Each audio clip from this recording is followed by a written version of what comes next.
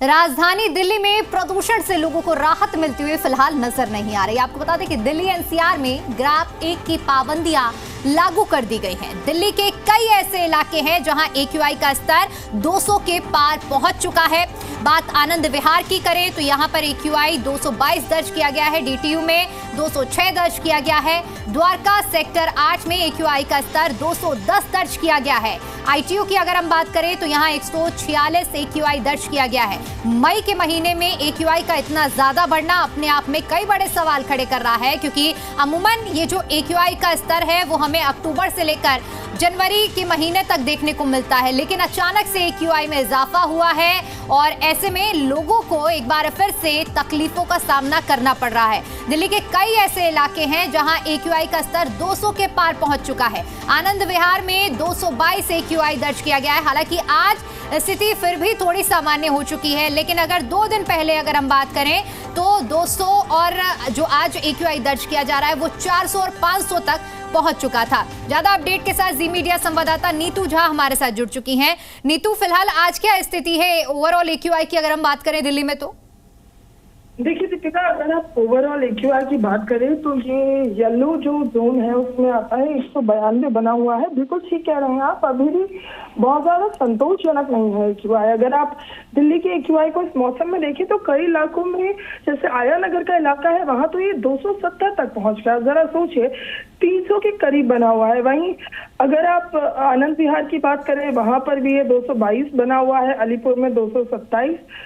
उसके बाद कुछ ऐसे इलाके हैं जैसे वजीरपुर, वहां पर 278 यानी 280 के करीब पहुंचने वाला है AQI। हालांकि इसे भी थोड़ा संतोषजनक इस तौर पर देखा जा सकता है कि जिस तरह से बीते 2 दिनों से AQI था, कल तो दिल्ली का ओवरऑल AQI जो था वो 300 के करीब पहुंचने वाला था, लगभग 296-97 के पास था, और वहीं कई इलाकों में तो 400 के पार पहुंच गया था। तो बारिश ने थोड़ी राहत जरूर दी है, जिसका जिक्र हम लगातार कल भी जी दिल्ली NCR पर कर रहे थे कि बारिश से थोड़ा सा AQI जरूर कम होगा, और वो हुआ भी है। लेकिन जिस मौसम के बाद ये AQI कम हुआ है, मानिए अगर बारिश नहीं होती तो अभी भी दिल्ली की आबोहवा में जो ये जहर है ये घुला ही होता।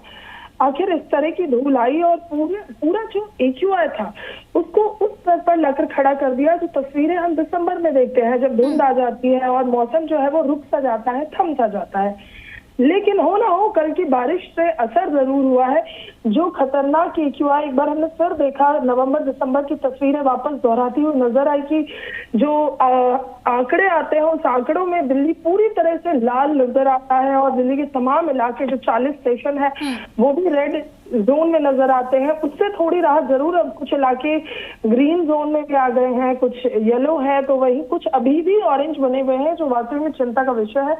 और हो ना हो, अगर 1-2 बार और ऐसे बारिश होती है तो जो AQI है उसका स्तर तो कम होगा, लेकिन एक सवाल भी खड़े करता है कि क्या दिल्ली का AQI सब बारिश के भरोसे रहेगा। बिल्कुल नीतू, क्योंकि देखिए जिस तरह से AQI का स्तर बढ़ा है, चिंताजनक ये स्तर है।